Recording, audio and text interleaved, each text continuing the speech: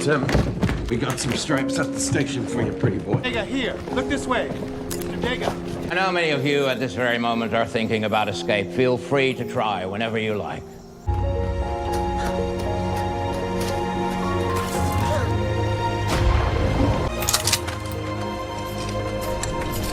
And Joseph, where you'll serve it.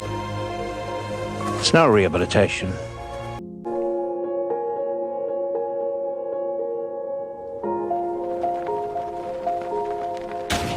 Louis chuckles. No need. My wife is hiring a lawyer. She'll get me out legally.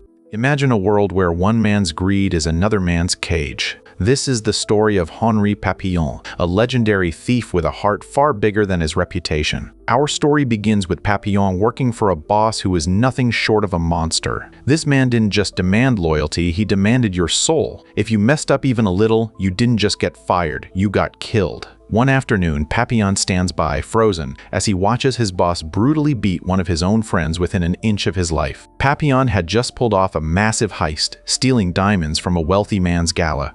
The boss looks Papillon in the eye and says, "I trust you, Henri. But remember, if you ever betray me, I'll do the same to you." Papillon looks at his dying friend, then hands over the bag of diamonds. To lighten the heavy air, he cracks a joke. "Hey, just so you know, I kept all the big ones for myself." The boss laughs it off, thinking it's just Papillon being his usual witty self. But here's the thing, Papillon wasn't joking. As he leaves, he meets his girlfriend and hands her the largest diamonds from the heist. "These are worth more than what everyone in our village could earn in a whole year," he tells her. They walk home, dreaming of a new life, completely unaware that a spy sent by the boss is lurking in the shadows, watching every move. That night, Papillon sleeps like a baby, but the morning brings a nightmare. There's a loud bang on the door. It's the police. They aren't arresting him for theft, they're arresting him for murder. Before he knows it, the trial is over. Papillon is sentenced to life in prison. In the visiting room, his girlfriend is crying, promising to hire the best lawyers. But Papillon just shakes his head. "It's no use," he says. "My boss framed me for the murder of that man he beat in front of me. The system is rigged. I have to get out on my own." In the cell next to him is a man named Julot. He gives Papillon a reality check. "If you want to escape this place, you're going to need money. Lots of it." During a medical checkup, Julot points out a man named Louis. Louis was a high society guy, a master of fake documents, and he was loaded. "Protect him," Julot whispers, "and your money problems are over. This prison is a jungle, and a guy like Louis won't last a day. They'll kill him for his cash." Soon, they are all packed onto a boat heading across the ocean to a prison so dangerous, it's basically a death sentence. Papillon approaches Louis and offers a deal. "I'll be your shadow. I'll keep you alive, and you pay for my escape." Louis, being a bit arrogant and naive, just laughs. "I don't need a bodyguard, thank you." But that very night, Louis's world shatters. He watches from his bunk as a prisoner creeps in and slits another man's throat just for a few coins. The killer leaves, and a guard walks in, not to help, but to pocket the money the killer dropped. Louis realizes then that the guards are just as crooked as the criminals. Terrified, he goes to Papillon the next morning. "I accept. I'll pay you." He asks Papillon why he's so desperate for money. "I'm escaping," Papillon says. "And I'm taking you with me." Louis chuckles.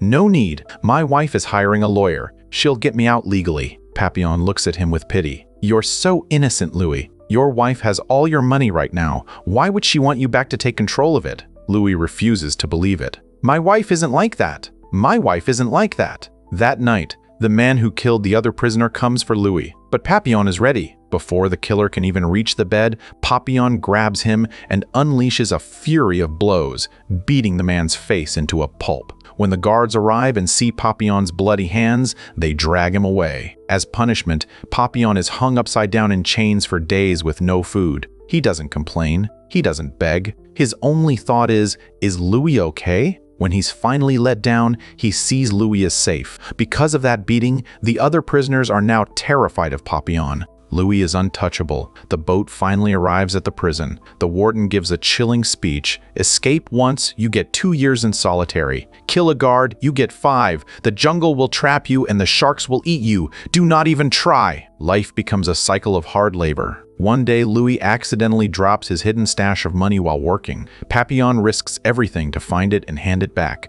Louis is stunned. "I thought you'd keep it for yourself," he admits. From that moment on, their bond isn't just a business deal, it's a brotherhood. Still, Louis holds on to the hope of his wife's letters. Papillon keeps telling him the truth. She isn't coming, Louis. Opportunity knocks when a cart carrying women for the guards gets stuck in the mud. Papillon strikes a deal with the driver. He promises a massive sum of money if the driver hides him. The driver agrees. "I'll be here for 2 days. Hide in the cart and I'll get you out." That night, an alarm blares. Someone escaped. Papillon feels a surge of hope. If someone else can do it, so can he. But the next morning, everyone is called to the courtyard. The warden stands over a headless body. It was Julot, the man who first gave Papillon advice. He'd been caught and executed. The warden points at Papillon. "You, take the body into the forest. Pick a helper." Papillon picks Louis. Deep in the woods, Louis collapses from exhaustion. When a guard starts whipping him, something in Papillon snaps. He grabs a rock, knocks the guard unconscious, and bolts. He sprints through the trees, dives off a cliff, and swims to the spot where the cart driver's boat is waiting. "Where's my money?" the driver asks. "I don't have it yet," Papillon pants. "But get me to France and I'll double it." The driver just laughs. Suddenly, guards swarm from the bushes. The driver was a traitor. The prison pays him more to catch escapees than any prisoner ever could. Papillon is thrown into solitary confinement. It's a tiny, dark stone box. No talking, no light. Just watery soup and silence. His mind begins to fracture. To make things worse, the guard he knocked out comes in and beats him senseless while he's chained. In the main prison, Louis hears about Papillon's suffering. He bribes a guard to hide a piece of coconut in Papillon's food bucket with a note. That tiny piece of fruit is like a miracle. For weeks, Louis sends coconut every day, and Papillon starts to regain his strength, even exercising in the dark. But the warden notices Papillon isn't dying. He finds a coconut during a search and realizes someone is helping him. He goes to Papillon's cell. "Tell me who sent this!" And the punishment stops. Papillon stays silent. He won't betray Louis. The warden cuts his rations in half. Later, he brings a bowl of delicious steaming soup, trying to tempt the starving man. Papillon just pushes the spoon back. Infuriated, the warden cuts all light to the cell. Total darkness. Papillon nearly loses his mind. He even tries to take his own life, but fails. Finally, after 2 years of hell, the door opens. Papillon can barely walk. He's skin and bones. He's taken to the infirmary, where Louis visits him. Louis is heartbroken. He tells Papillon, "You were right. My wife betrayed me. She married her lawyer, and they're spending my money while I do the warden's paperwork." Then, he realizes Papillon is acting crazy to trick the guards. "Why didn't you give me up?" Louis whispers. "Because you wouldn't have survived that dark cell," Papillon replies. Louis cries. He tells Papillon he has a new plan. He's bribed another prisoner for a boat. On Sunday, while the guards are watching a movie, they will run. Suddenly, Papillon starts screaming and attacking Louis. The doctors rush in and drug him. It was all an act. Papillon had been faking his madness and saving his sleeping pills. He tells a young prisoner named Sam, "You're coming too, but you have to steal the keys." Sunday arrives. Louis puts the crushed-up sleeping pills in the guards' drinks. As they pass out, the trio sneaks to the wall, but a storm hits.